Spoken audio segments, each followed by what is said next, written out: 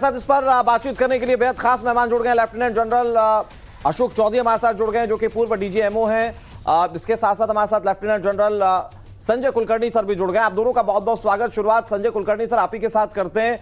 Russia कहां तो Ukraine में घुसकर तबाही मचा रहा है और यूक्रेन को अपने पाले में करने के ख्वाब देख रहा है, लेकिन दूसरी तरफ क्या यह स्याह पहलू है इस पूरे जंग का कि यूक्रेन खुद पलटवार कर रहा है? शायद ये जो बढ़ती हुई घटनाएं इसी ओर इशारा कर रही हैं। अनुराग धन्यवाद।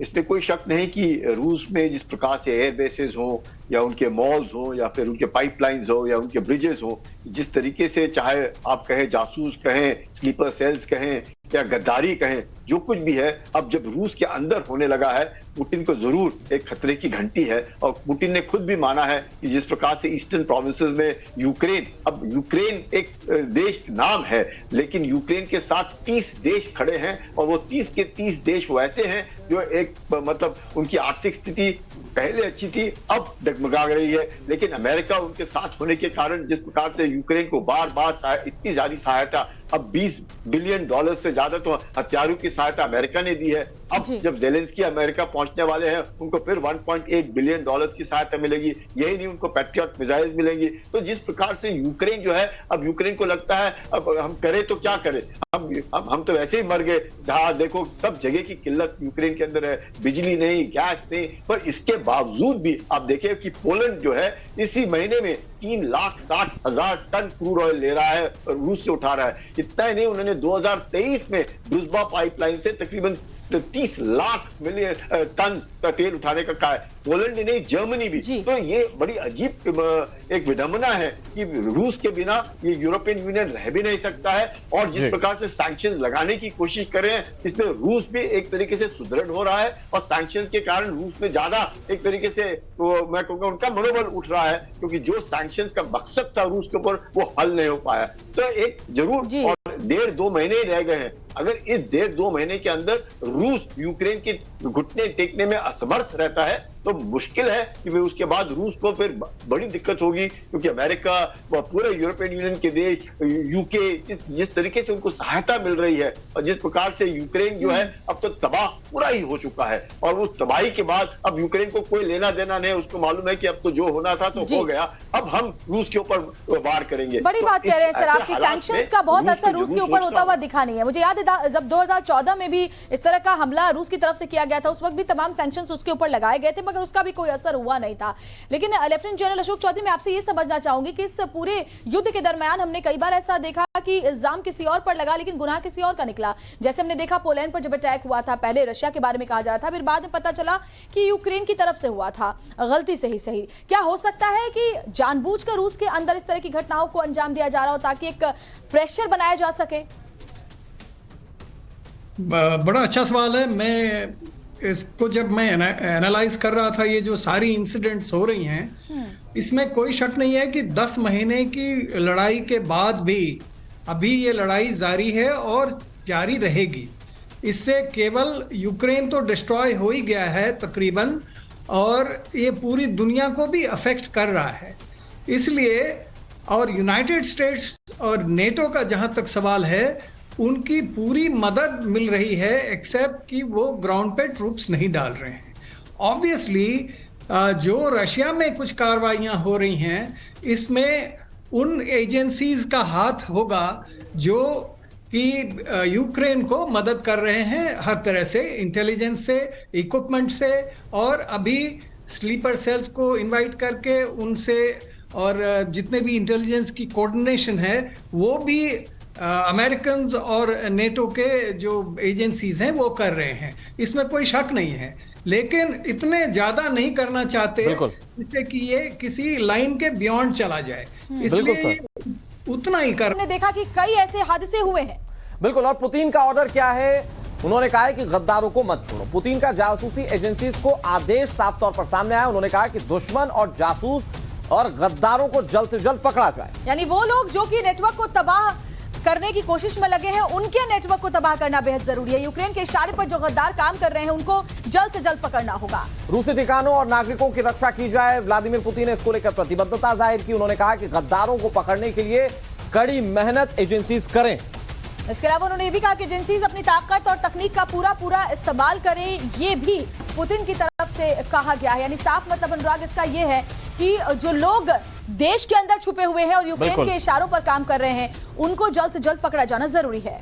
और हमारे साथ दो बेहद खास मेहमान जुड़े हुए हैं। संजय कुलकर्णी सर, मैं एक बार फिर से आप ही के पास आता हूं, क्योंकि अगर व्लादिमीर पुतिन ये कह रहे हैं एजेंसीज को कि आप जल्द से जल्द जासूसों या फिर मुखबिरों को ढूंढिए, तो इसका सीधा मतलब ये है कि वो भांप चुके हैं कि रशिया के अंदर ही कुछ लोग ऐसे हैं जो यूक्रेन तक इंफॉर्मेशन पास ऑन कर रहे हैं, और इसी का खामियाजा रशिया इस वक्त भुगत रहा है कि उसके कई अहम ठिकानों पर आगजनी की घटनाएं जो है वो सामने आई। बिल्कुल अनुराग, इसमें कोई शक नहीं। जैसे जल चौधरी साहब भी बता रहे थे, अब ऐसा वक्त आ चुका है कि अभी तक रूस जो है समझ रहा था कि 300 दिन की लड़ाई हुई है, कि अभी तक अंदर कम से कम रूस सिक्योर था, लेकिन अब जब 1000 किलोमीटर अंदर रूस के पाइपलाइंस को डिस्ट्रॉय किया जा रहा है, मॉल्स को डिस्ट्रॉय किया जा रहा है, एयर बेसिस पर अटैक हो रहा है, अब रूस को भी मालूम है खासकर यूक्रेन में भी भ्रष्टाचार बहुत है, और उसी माफिक भ्रष्टाचार लोअर लेवल पे रूस में भी बहुत है। यही कारण है कि लोगों को खरीदा जाता है, और ये गद्दारी जिसकी बात कर रहे हैं, पुतिन को मालूम है कि उसके देश के अंदर कई गद्दार हैं, ऐसे कई एक जासूस हैं, क्योंकि यूक्रेनियन भी काफी रूसी भाषा बोलते हैं, इसमें भी कोई शक नहीं है। तो भाषा और लोग एक जैसे दिखते हैं, और यही कारण है कि जिस प्रकार से 3 लाख लोगों का मोबिलाइजेशन किया है रूस ने, उसके विरोध में भी लोग खड़े हैं। तो अब धीरे धीरे करके रूस की अंदरूनी हालात जो है उनको देखते हुए पुतिन को मालूम है कि इतना करने के बावजूद भी अगर पुतिन बैकफुट पर है तो कोई ना कोई कारण है, और यूक्रेन जानता है हम तो डूबे सनम, तुम्हें भी नहीं डूबेंगे, हम तो बर्बाद हो ही चुके, अब हम तुम्हें नहीं छोड़ेंगे। और इसके लिए आप देखिए सारा इंटेलिजेंस, सर्वेलेंस, इक्विपमेंट सब कुछ सिर्फ यूक्रेन का आदमी, बाकी सारा का सारा इक्विपमेंट बाहर से आ रहा है, और रूस एक अकेला देश इन सब से लड़ रहा है। इन सब का फायदा किसको हो रहा है? सिर्फ चीन। शुक्र है कि चीन में आज कोविड है, इसलिए चीन बैकफुट पर है। अगर चीन में कोविड नहीं होता तो चीन तो खुला था, और उस ऐसे हालात में चीन को और फायदा होता। और इस पूरे मामले को अब पश्चिमी देश भी समझ रहे हैं कि अगर रूस बड़ी बात कह रहे हैं हम खत्म करेंगे, और बहुत ही अच्छे तरीके से सर आपने समझाया, उससे और भी ज्यादा खतरा होगा। तो बिल्कुल, लेफ्टिनेंट जनरल संजय कुलकर्णी बहुत ही अच्छे तरीके से आपने समझाया, और क्योंकि हमारे साथ लेफ्टिनेंट जनरल अशोक चौधरी भी जुड़े, उनसे और बेहतर तरीके से ये जानने की कोशिश करेंगे जिस तरीके से सर कह रहे थे कि क्योंकि जो भाव भंगिमा है, जो वेशभूषा है, जो रहन सहन है, भाषा है, वो काफी मिलती जुलती, और इसी का खामियाजा हमने देखा है कि डोनेट्स्क और लुहांस्क में यूक्रेन को उठाना पड़ा है हमेशा से, और अब शायद रूस को भी वही दिक्कत हो रही है, क्योंकि उसके जो अपने लोग हैं और या फिर यूक्रेन प्रो जो लोग हैं वो किस तरीके से अंदर बैठ करके भीतर घात कर रहे हैं। इसको पकड़ना बहुत जरूरी है और बहुत चुनौतीपूर्ण भी। एकदम सही कह रही हैं आप, और ये हालात जो अभी रूस में होने शुरू हो गए हैं, इसका उनको अंदाजा हो चुका है और वो एक्शन लेंगे इसके अगेंस्ट। लेकिन आपको मैं ये बता दूं कि ऐसे हालात यूक्रेन के अंदर भी है, बिल्कुल, लेकिन यूक्रेन में उन सबको बंद कर दिया गया है, ऑलमोस्ट कर्फ्यू, और जो अमेरिकन या नेटो कंट्रीज हैं उनकी इंफॉर्मेशन कैंपेन और साइकोलॉजिकल कैंपेन इतनी स्ट्रांग है कि वो बाहर नहीं आ रही है, और वो ज्यादातर लोगों को मालूम नहीं चल रहा है। तो ऑब्वियसली रूस जो है वो यूक्रेन की इनर जो प्रॉब्लम्स हैं उनको अभी और ज्यादा एक्सप्लॉइट करेगा। और एक और बात मैं बताऊं, जो अमेरिकन या नेटो कंट्रीज हैं, खास करके अमेरिका, वो परमानेंट सॉल्यूशन अभी नहीं चाहता है। अभी उनको केवल इस लड़ाई को बढ़ाते जाना चाहता है, ताकि उनका जो डिफेंस इंडस्ट्री है वो जितना फायदा कर सके वो कर रहा है। अभी बताइए, अभी उन्होंने 1.66 ट्रिलियन डॉलर्स का उन्होंने अप्रूवल ले लिया है, या ले रहे हैं अभी। पिछले साल उन्होंने 1.50 ट्रिलियन का अप्रूवल लिया था। ऑब्वियसली ये जो वो पैसा ले रहे हैं उसका फायदा इंडस्ट्री, डिफेंस इंडस्ट्री को हो रहा है, तो वो नहीं चाहते हैं। अगर चाहते होते तो यूएन की बात मानते, इंडिया जैसी कंट्री की बात मानते, और सब उनको सपोर्ट करके आगे बढ़ने की कोशिश करते। और ये समय था जबकि यूक्रेन के लोगों को काफी तकलीफ हो रही है, बिजली नहीं है, पानी नहीं है।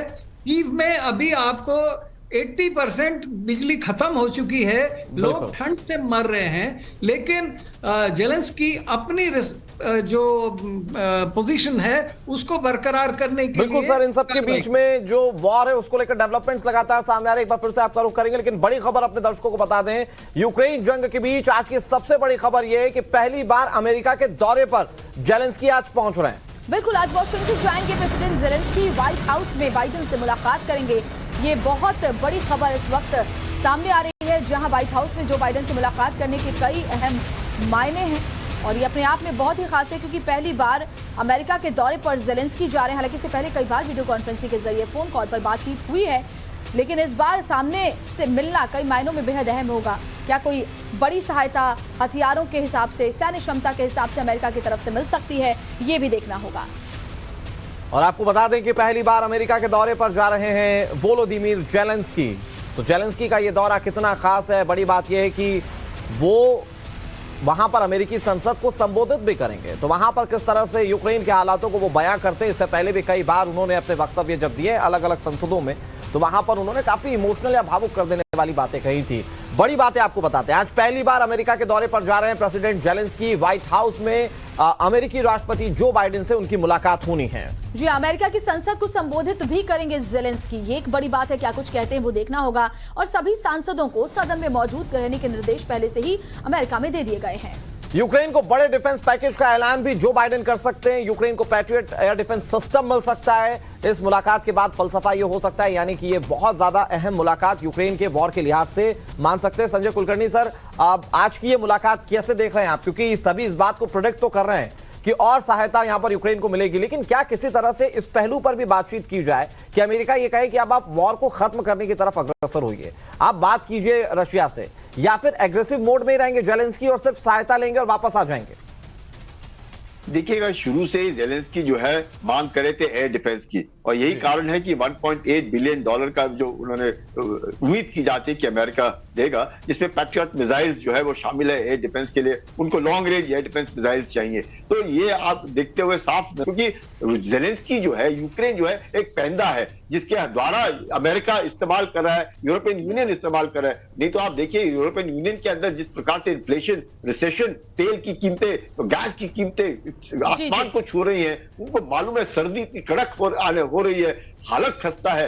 अब कौन इस्तेमाल हो रहा है? सिर्फ जेलेंस्की को इस्तेमाल किया जा रहा है, यूक्रेनियंस को इस्तेमाल किया जा रहा है, जबकि यूक्रेन तो तबाह हो चुका है। तो ऐसी हालात में कितना भी एड दे, सिर्फ वो देख रहे हैं कि क्या इस आदमी में हिम्मत है, क्या वो और 4-5 महीने 3 महीने लड़ाई लड़ने की काबिलियत है। अगर है तो बहुत बढ़िया है, तो फिर तो रूस के साथ लड़ते रहना चाहिए। अगर उनको लगता है कि डगमगा रहा है, कुछ गड़बड़ लग रही है, तो क्योंकि जैसे चौधरी साहब बता रहे थे, अभी तक प्रोपेगेंडा कैंपेन में हम लोग चल रहे हैं। जो कुछ भी हमें सुनाई दे रहा है, पता चल रहा है, वो सब कुछ वेस्टर्न तरीके से आ रहा है, और उससे पता लगता है कि जेलेंस्की और यूक्रेन के कहीं ना कहीं मैं कहूंगा कि हौसला अफजाई हो रही है, कहीं पे उनका पलड़ा भारी है, कहीं पे रूस का गिर गया है। तो ये सब प्रोपेगेंडा में है। असलियत जब 1-to-1 मीटिंग होगी उसमें पता चल जाएगा, काफी कुछ निकलकर सामने आएगा। को सहायता मिलेगी, इसमें कोई शक नहीं। बिल्कुल, पैट्रियट डिफेंस सिस्टम मिलता है, क्योंकि उसके बाद और भी मजबूती यूक्रेन की बढ़ जाएगी डिफेंस को लेकर के। और देखिए लेफ्टिनेंट जनरल अशोक चौधरी, अगर मैं आपसे ये समझना चाहूं, क्योंकि अभी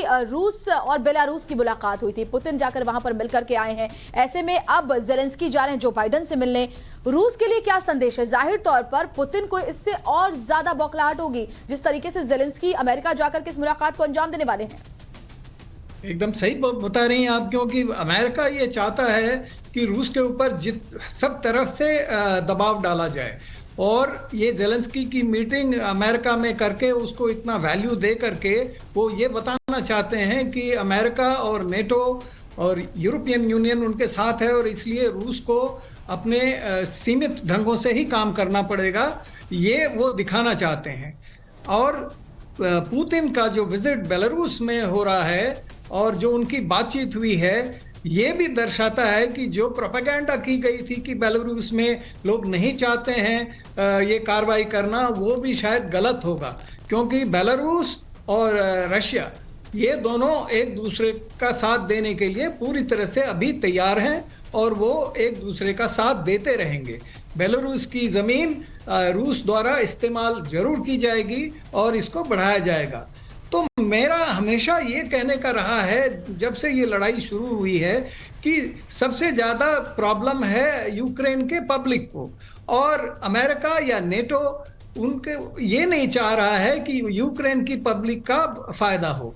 अगर वो ये चाहते हैं तो अभी जो यूएन बता रहा है या भारत बता रहा है कि आप बैठिए और बातचीत करिए और इसको खत्म करने की कोशिश कीजिए, लेकिन मेरी समझ से अमेरिका या नेटो अभी उस जगह पर नहीं पहुंचा है कि वो ऐसा चाहे कि इसको बातचीत से खत्म किया जाए, इसीलिए वो अभी बढ़ावा देते ही जा रहे हैं। बिल्कुल सर। और जो इक्विपमेंट उन्होंने दिए हैं और जो अभी प्लान कर रहे हैं, वो सब equipment basically Russian air defence के, रशियन के अगेंस्ट एयर डिफेंस की कार्रवाई करने के लिए। और उनका देखिए वो जो इंफॉर्मेशन कैंपेन चलता है साइकोलॉजिकल, एक हेलीकॉप्टर गिरा देते हैं, उसको पूरी दुनिया दिखाती रहती है।